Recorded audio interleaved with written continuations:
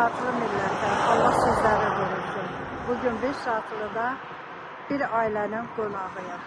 Bu ailə elə bir ailədir ki, cavan ailədir. Ailənin ancaq ziyanlıqlarla evdə qaçmaq, gəlin evdə durmuş, qaynana gedib dua yazdırıbdır. Bu dua da tərsinə olubdur, ruzi qismət duası. Təzə evlənmiş oğulla gəlin ayrı düşür. Artıq məhkəmə olur. Bunu eləyən ey satılı mollaları. Əgər bacarmırsınız, bilmirsinizsə də, ruzi qismət əvəzinə nəyə görə bu cavan ailəni dağıdırsınız? Hər bir şəxsin ruzi qisməti Allahdan gəlir. Əgər istəyirsinizsə də dua yazdırmaq var. Hər bir yerdə satılır dualar kitabı. Oradan alın, oxuyun. Cavan ailələrin həyatınla oynamayın. Bu dünya müvəqqəti dünyadır. Qorxun Allahdan. Ey sabrə,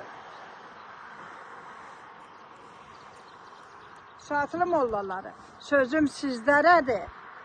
Qorxun Allahdan, insanlara heç nə eləməyin. Sağ olun, salamat qalın.